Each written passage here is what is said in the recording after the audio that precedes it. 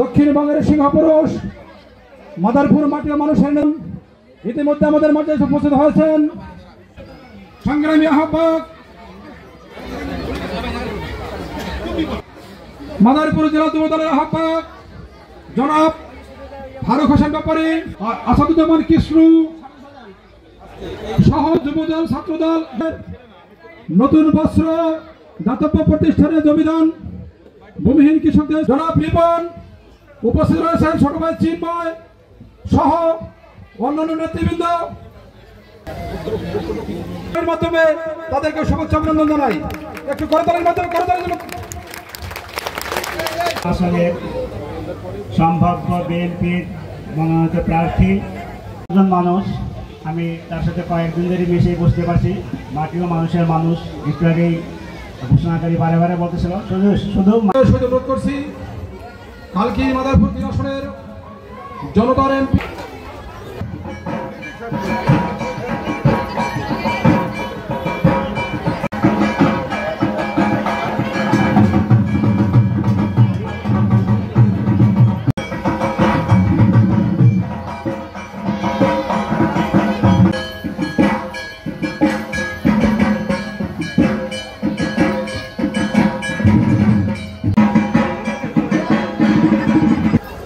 আগামী রাষ্ট্রনায়ক জনাব তারেক রহমান বাংলাদেশের কিভাবে দেখতে চায়, এই নতুন বাংলাদেশের, এই নতুন গণতন্ত্র, এই নতুন স্বাধীনতা, এই সমাজের প্রত্যেকটা মানুষ যেন স্বাদ পায়, সমান অধিকার পায়।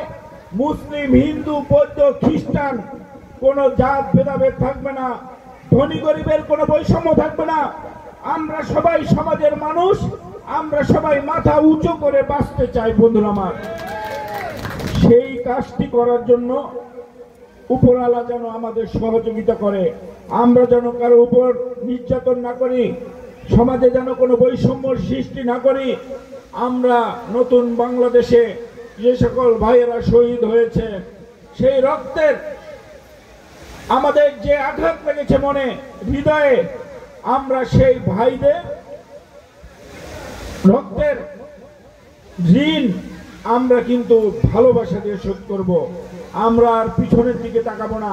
আগামীতে যে নতুন বাংলাদেশ হবে, সেই বাংলাদেশ হবে বৈষম্যহীন একটি বাংলাদেশ।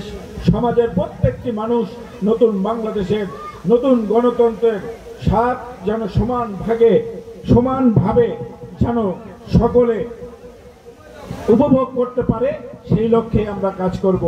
বন্ধুরা আমার, আমরা